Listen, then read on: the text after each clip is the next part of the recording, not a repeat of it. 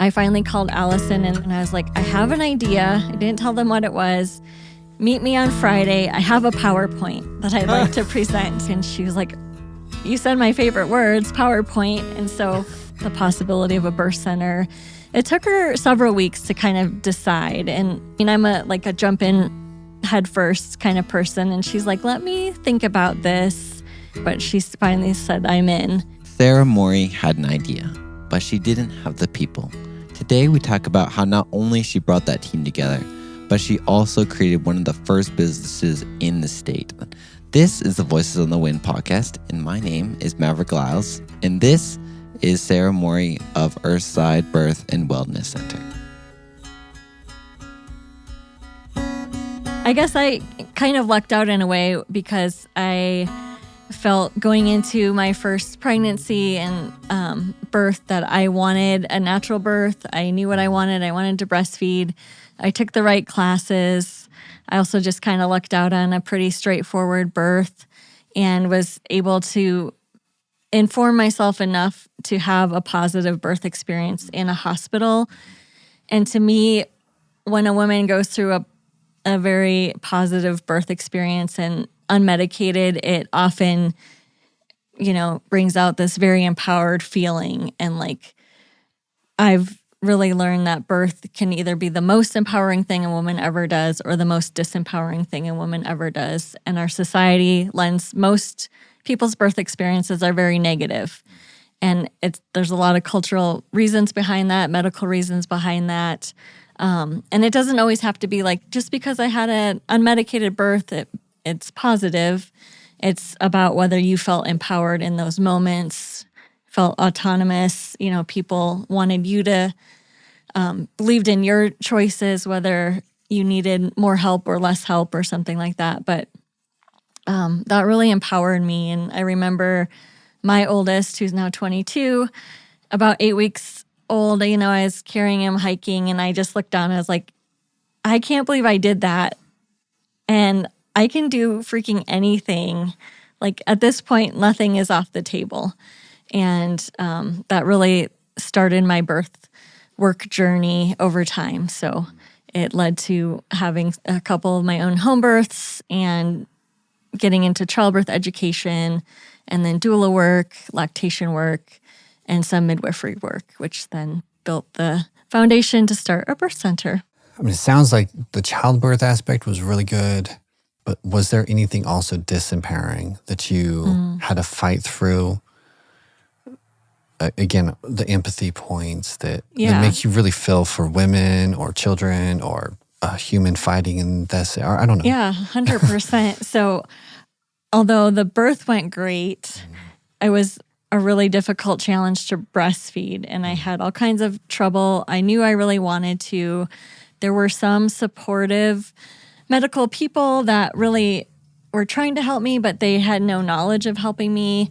But I also got a lot of messages of oh, I don't think it's going to work for you, or your body's probably just not going to make milk or whatever. And it was very frustrating. And I felt very alone in that time, but pretty determined. And had to go through some medical stuff with him. And finally, I think he was about 10 days old, my mother-in-law at the time had finally come to visit, across the country. I wanted them out, but I also was like, oh, my mother-in-law is coming. I don't need all her advice. But she happened to be a lactation counselor. And she walked in the door and within 20 minutes had turned this around for me. And it was just the most devastating, sleepless nights, wanting to give up. And someone finally stepped in and had the patience and the knowledge to help me.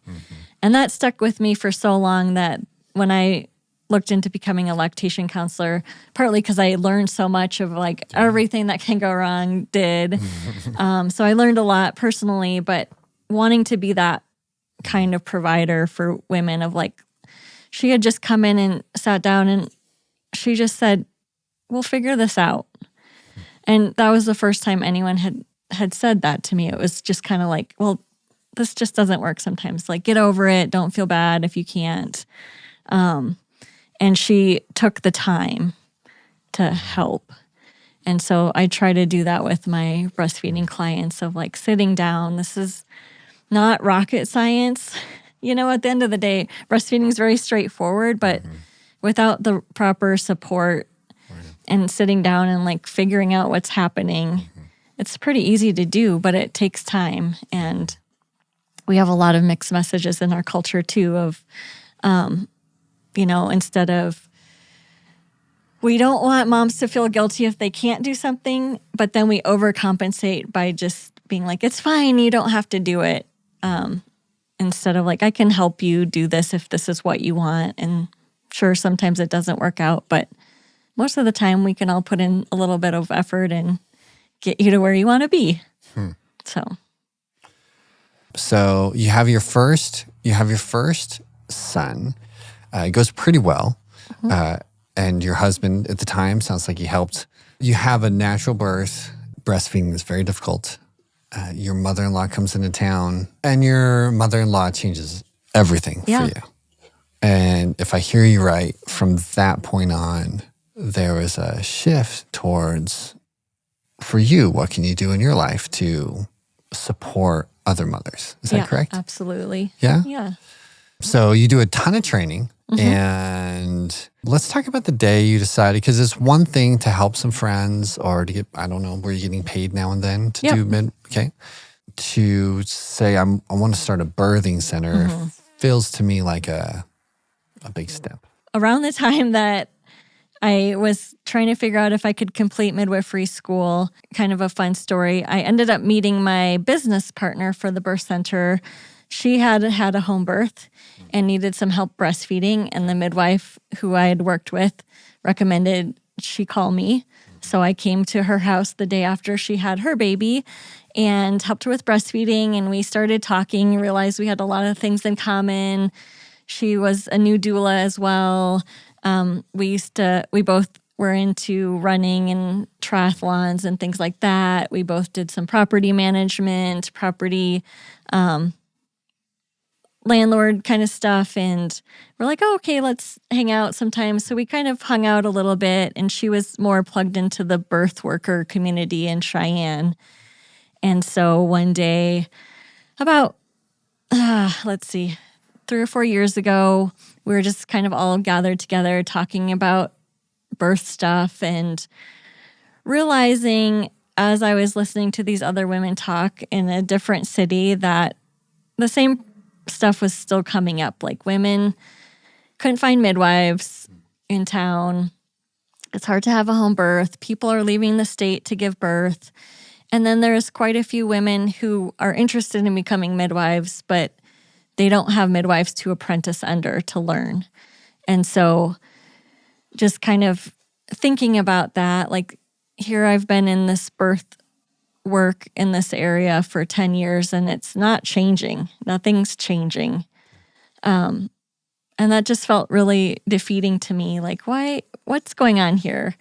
And again, I'm a huge advocate of home births, and there's really great home birth midwives, but they come and go, and there's not many of them, and they travel a lot. And so their ability to see a lot of clients, there's a lot more clients that want home births than home birth midwives. And it's just not a very super sustainable system because just the way it's set up. And a lot of hospitals, there can be hospital-based midwives.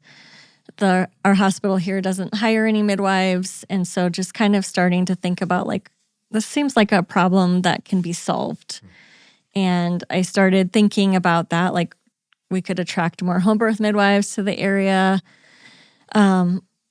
which can be difficult to attract. I would say so, yeah. People to Cheyenne, Wyoming. We could try to convince the hospital to hire midwives, or we could maybe start a birth center. And the more I thought about it, the more I'm like, no, this seems like a pretty efficient system. And I got really excited about the idea. And I finally called Allison, and there was one other person that was kind of involved in the beginning of our birth center. And I was like, I have an idea. I didn't tell them what it was. meet me on Friday. I have a PowerPoint that I'd like to present. And Allison is she's just an amazing business partner, but she handles a lot more of the finances and accounting and does a lot more of the high end. She's a very likes the paperwork. And she was like, you said my favorite words, PowerPoint. And so she showed up and she was sure I was going to, mention something else. But when I talked about the possibility of a birth center, it took her several weeks to kind of decide. And that's what I did appreciate that about her at the time. I mean, I'm a jump in head first kind of person. And she's like, let me think about this. And she thought very carefully, and I didn't think she was going to go for it, but she finally said, I'm in. And it was August of 2022 that we formed our LLC and started the idea for the birth center. This is a really good interview, and I don't want to jump in, but I'm super excited to share what Tate Schrock with Edgeflight has been working on. It's a satellite for kids. Yes, especially if you're a homeschool educated, if you're in a public school, or you're just a kid wanting to learn more about satellite education. This Edgeflight 1U CubeSat kit is the fundamental starting point for learning satellite systems built into where a kit that you can actually do yourself. Inside of it, it has various systems, mainly focusing on atmospheric sensing, battery management, and the onboard computing. You can find out more as a special for Voices on the Wind listeners at edgeflight.com/VOTW. And you, if I remember right, you had a property that you were able to start with. Is that correct? Yeah. Yeah. So you had a place. Yep. And what was the first, what were the first couple months like? Did you have new mothers right away? Did it take some time? Yeah, it did. So from the time we started in August, it took us until the following May to start care. Okay. Mostly because we were totally building this from scratch, grassroots, no capital, 2 stay-at-home moms. We're not going to go out to the bank and get $100,000.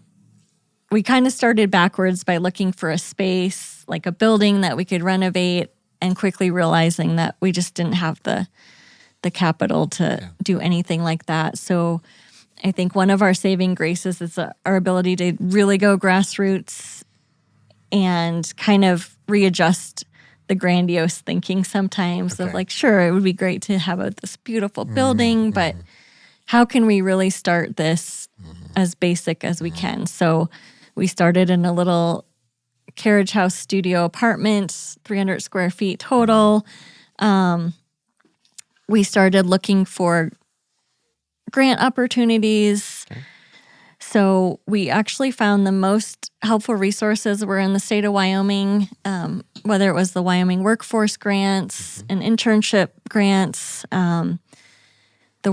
We've worked a lot with the Wyoming Women's Business Center. They had amazing resources, coaches. We worked with a coach once a month for over, I think, almost 2 years. Really?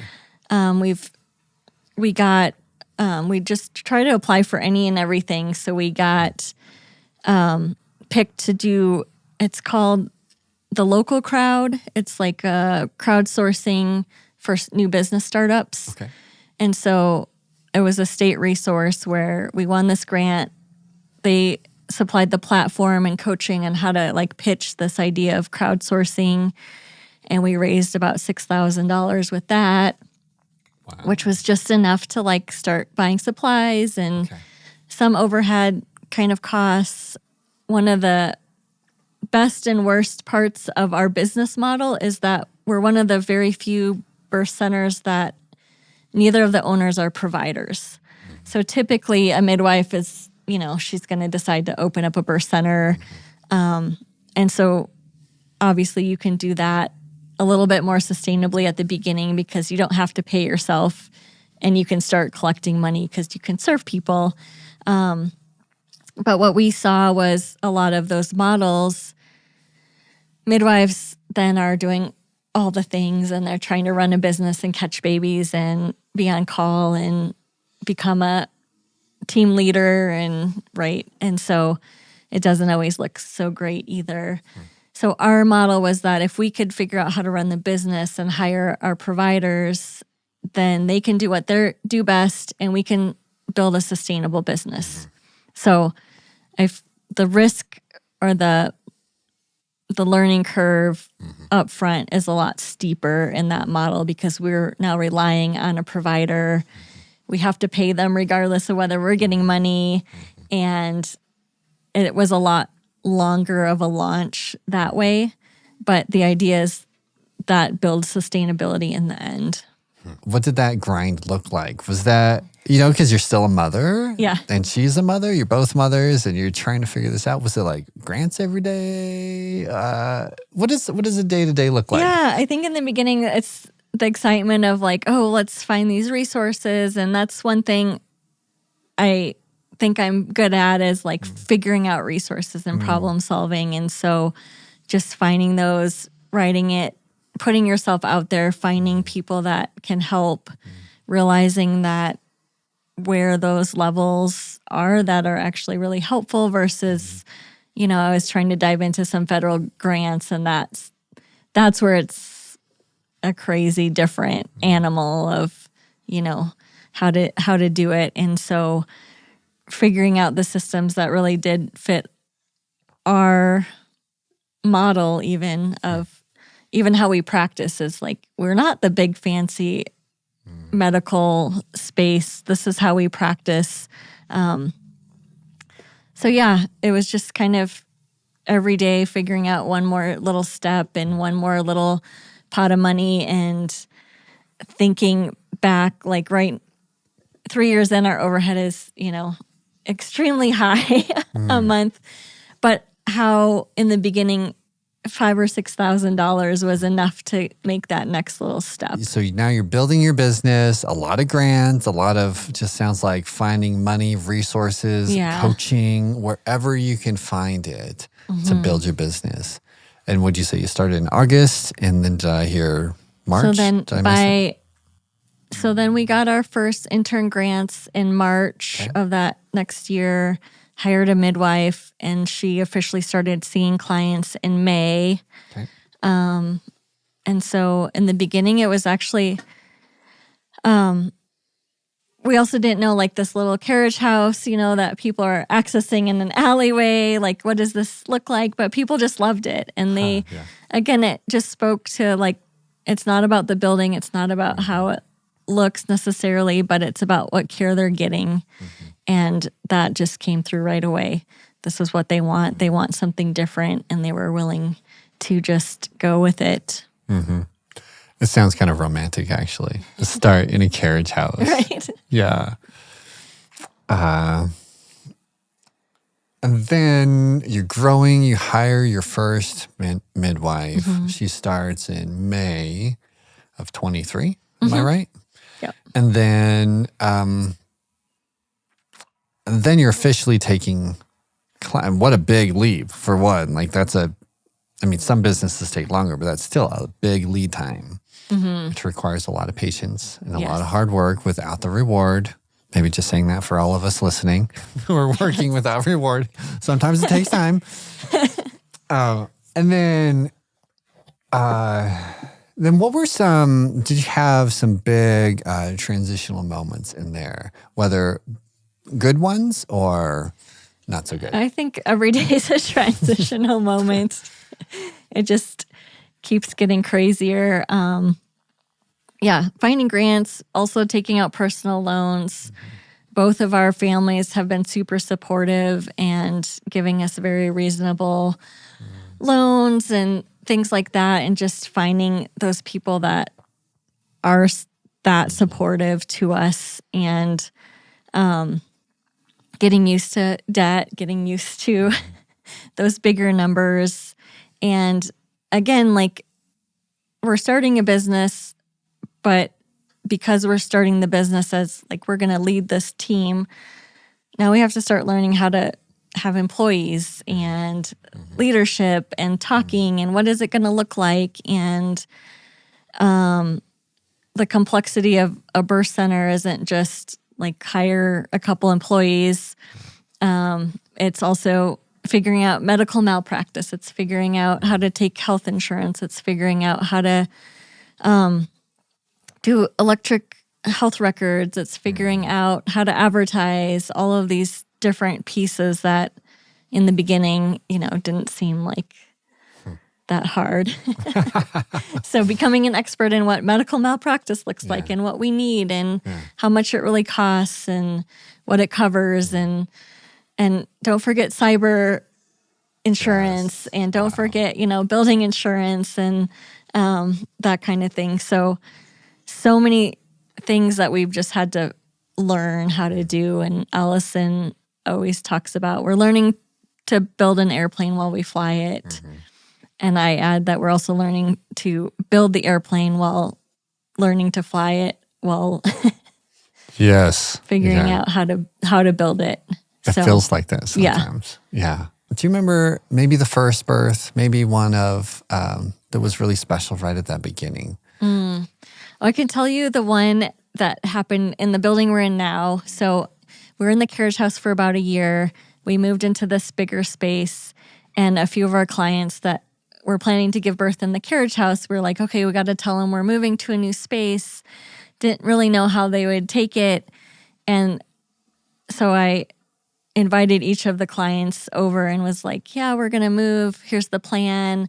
I know you're due any minute, but we have a plan. And so we will let you know which place that we will be set up to give birth because we have to move everything within a couple hour window of time. That's right. You either have to have 2 complete setups. Right. Wow. Okay.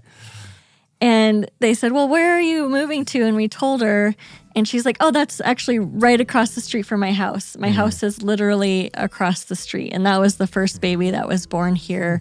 And they walked over, had their baby about 3 or 4 days after we moved in. So that was pretty special. Mm-hmm. That would be pretty cool. Yeah. And then anything in your story that we missed here? I'm sure there's a lot plenty, of big things. Just, it's been a ride, like growing our team and again, kind of taking those leaps ahead of time where sometimes it feels like, oh, I'd like the security of like, this is going so well. Now we can hire more people or get to a bigger space. But we're still in that zone where you kind of have to keep taking that leap of faith, even though that security net isn't quite there yet. But knowing that's the right step to take. It's just great to give that it's one of the first businesses of its kind. She didn't have any, at least in the state, and we didn't have any here. And to give women the option to have like a natural birth, I don't know. I just think that's really cool. That and starting in a carriage house. I don't know. I just think it's cool and like how she had an idea. I don't know. I feel like we all have like ideas and it can feel really hard to like do them. And she had an idea, but like brought together the people who like she knew, like she brought the people to do it. Like, and she wasn't the one. Yeah, she didn't feel like she needed to do everything herself. She just brought together people to make it happen. I feel like that's really important, is to realize that like teamwork is important. We can't like do everything ourselves as much as that is tempting to do. Anyway, I don't know. I thought that was really cool. And I hope you all find your teams and happy sailing.